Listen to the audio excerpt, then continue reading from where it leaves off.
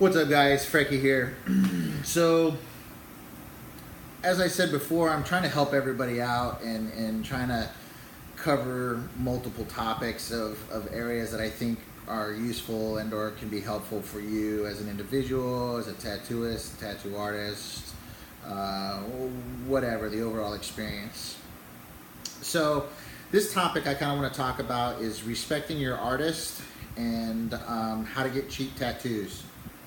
Okay, so respecting your artist. If you've been working with this artist for a minute, and or maybe it's your first time to work with this individual, right? You're kind of testing the waters. You picked it, so you picked a shop, you picked a portfolio. He's got your stuff, stencils laid on.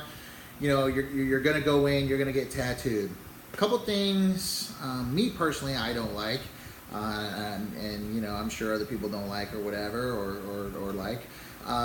I just want to kind of touch base on is make sure you bathe and shower, right? Don't go to your appointment smelling like a bag of trash, right? No one wants to smell your funk.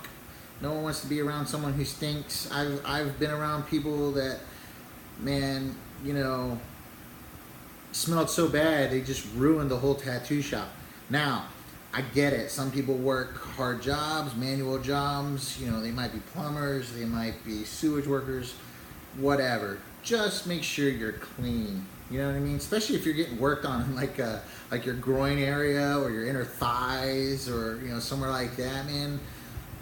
For obvious reasons, just make sure you're clean. You know. Another big thing is brush your teeth, right?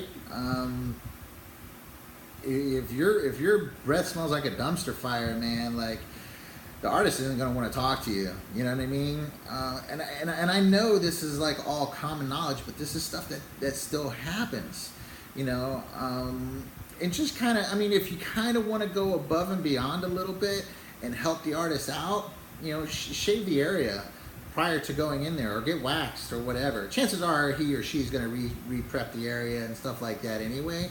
But I mean, if you're like me and you got some hairy arms and some hairy legs, you know, the poor tattoo artist is going to go through like 3 or 4 razors to shave your legs. You know, it's just more time consuming and it's just more irritation and stuff like that. So just kind of keep that in mind, you know. Now, as I mentioned before, like, you know, people have always asked, like, how do I get cheap tattoos? How do I get cheap tattoos? For one, it's really not possible because they're already cheap. But if you want to help out, there's a couple of things that you can do, right? If you're real cool and you show up on time a little bit early and you bathe and you do all the basics and you get along with your artist and, you know, let's say he's a funny guy or a chick or whatever, that's awesome. If you built a rapport with the individual, that's awesome, you know. But if you get, the more and more work you get done by the individual, the more chance they're likely to cut you a break on certain things, you know. But it just comes down from repetition and loyalty, you know.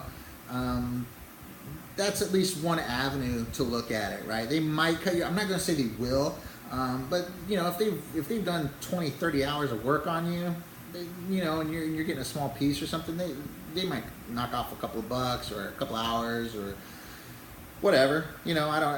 I don't know. Maybe they won't, or they might hook the piece up and go like a little bit above and beyond of what you want and kind of jazz up the piece a little bit more. You know, that's one thing to do. The other thing is tipping, right? This is kind of bad to say, or it might come across as cheesy, right? And people are like, well, you know, I don't tip, or like I don't think they should be tipped or whatever. Listen, man, a lot of tattoo artists do what they do because they love doing it, and everyone kind of looks at things differently. Like me, like when I get done with a piece and I send the individual over to the mirror, I look at their face. If their face lights up, or if they smile, or you know, I've had people just get so emotional, they cry, they want to hug. I mean, it's crazy. Tips are kind of a way to kind of show that you really appreciate what they do. And as I said in the other video, is they're not keeping the entire amount of money that you're paying for usually. So, I mean, if you go to the guy regularly and you're always on time and you're always clean, you're always in good spirits and you're fun and you're cool and you're just real chill, and you tip decent, it'll help you in the long run, you know. So, as I said, again, these are just, you know, a couple of ideas, little tidbits here and there of information. Hopefully it helps you guys. And until next time, from the Texas Viking, peace.